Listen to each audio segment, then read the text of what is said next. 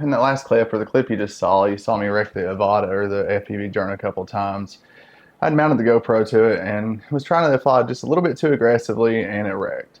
So I wanted to kind of show that today, and just go over some drone news a little bit, and kind of show some of the drones that I do have and that I have flown. In the last week or so, I've been doing some jobs that involve drones a little bit more for a company called droners.io. Don't really make a whole lot of money on there, but it's just some extra income, just something to do. But here is the Avata. After that wreck, it was fully intact. It got a little bit dirty. That's about it. These things are almost, I would say, but dare to say, almost bulletproof. But I would imagine probably a few more wrecks like that, it would have been pretty messy. It was very difficult to find a couple times. That was pretty high grass that fell into. Other than that, though, it's in good shape. It flew. I took the GoPro off, and it seemed to fly okay. The motors, these are the stock motors that came with it. They do make some kits that actually allow it to fly with the GoPro just a little bit easier. I have not upgraded the motors on this one. Honestly, I plan to get another FPV drone that's a little bit bigger. A 5-inch drone is what they would call that. Probably one of the GEP RC Mark 5s is what I'm looking at, to do a little bit more GoPro footage. Because without the GoPro, this one actually flies really well. It's just that you have to keep the throttle mashed all the way to basically to the top with the GoPro on it in manual mode, or it will crash like that. So you don't have a lot of room to get low or to fly any aggressively whatsoever with even a mini GoPro on it, or you will wreck. So anyways, that was a pretty fun flight. I did get, I think, maybe one clean flight, but it was without the GoPro. It was just with the DJI O3 air unit, or the main camera on the Avata. It's the same thing as the O3 air unit. So the video quality isn't as good as the GoPro, or at least that's my opinion. So I wanted to actually also show you kind of what drone I started with. This is the DJI Mni 2. It's a 250 gram drone. I think it's it's 249 grams, I believe, so it's sub 250. This is actually it's a really good drone. It shoots 4K video. It shoots raw photos, so you can actually do a lot of color grading to the photos. It's not a bad drone. The cost of these have actually came down quite a bit, and you can fly these recreationally.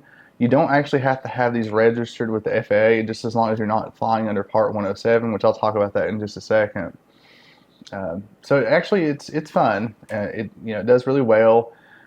You basically, just as long as you're really cautious, you really would have a lot of trouble actually crashing this drone. It is a GPS drone. The controller it comes with, you actually hook to your phone and use the DJI Fly app. So it has very good camera quality. And I would fear to say, if you're not really getting into a lot of commercial use, or a lot of actually doing pro photography or any upper level photography, this is really about all that you would need. So it's a really good drone. And it's really durable. I've hit maybe a couple branches with it, and it hasn't really done a lot of damage to it. The other drone that I use for camera drone work anyways is the Mavic 3 Classic. This one does really well, does really good 4K and 5K video. It's a bit bigger, it's quite a bit bigger, honestly. But it does really wonderful video, it does really good photos. It's just big. It's really big, honestly, and it's a bit cumbersome, honestly, to kind of carry around with other camera equipment, and it's a little bit overkill, honestly, if you're just getting out and taking just random photos. Like, you just need the Mini 2 to actually do something like that. But for any type of commercial work, or any type of work or jobs that I'm doing, I do take this one out because it is so much better.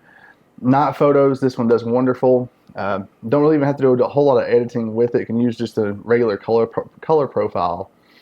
So you can actually shoot D-Log, which is actually where you actually color grade a little bit more with this drone.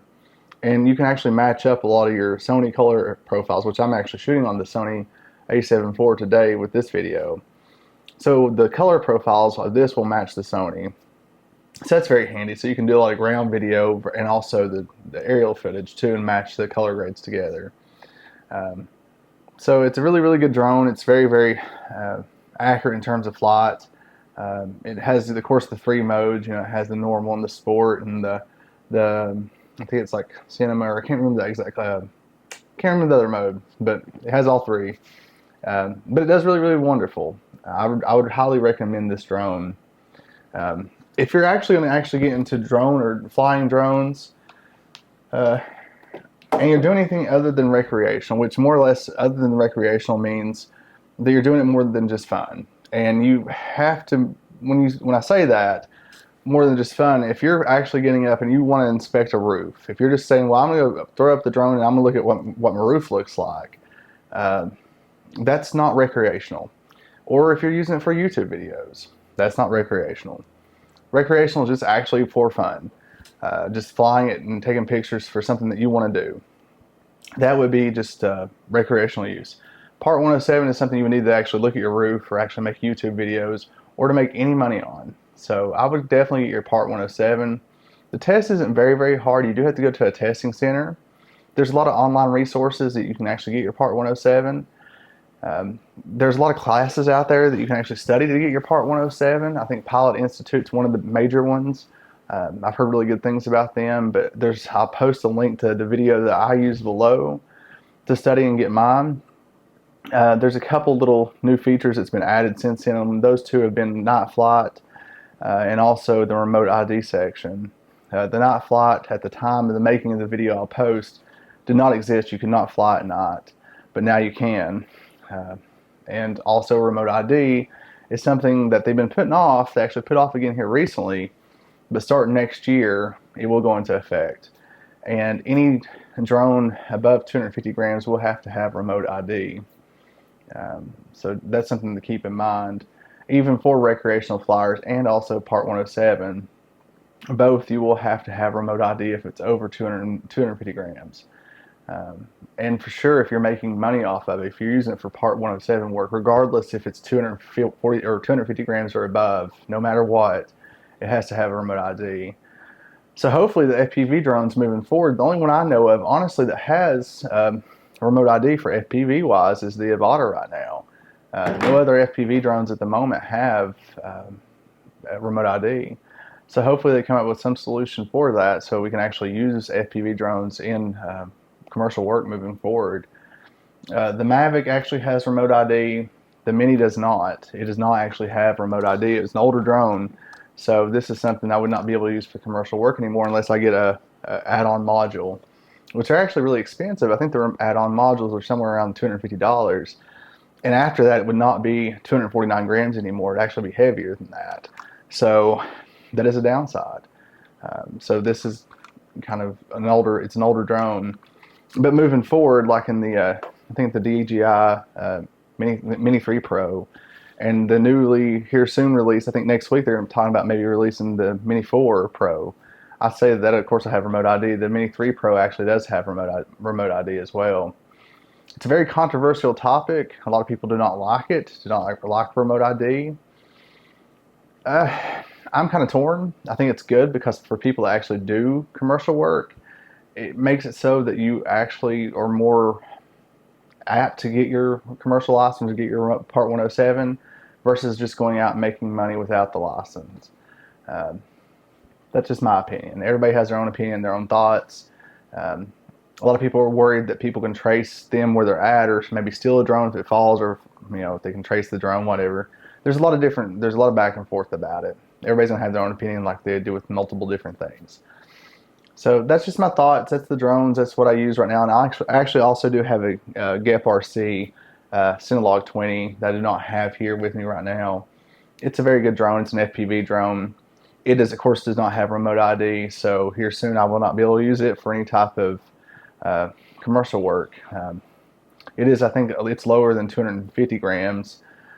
So maybe like if I was just using it for recreational use, possibly. But otherwise, it's going to be obsolete here soon. So hopefully they'll find out some type of solution for that moving forward. If there's any other content that you'd like to see me make, that'd be great. Next, I think maybe tomorrow or the next day, I'll be going on a drive with a group of individuals from East Tennessee, a Subaru drive. I do want to do some more driving videos, maybe go to a few more car shows. I am going to Slammed Enough at the end of October. I believe it's the end of October. I'll be going to the Slammed Enough car show in Gatlinburg. So things have been a little bit chaotic here recently. I'm hoping things will kind of smooth out so I can make some more videos. There may be some changes coming up, not really sure. So anyways, it was good seeing you all. I'll see y'all next time. Thank you.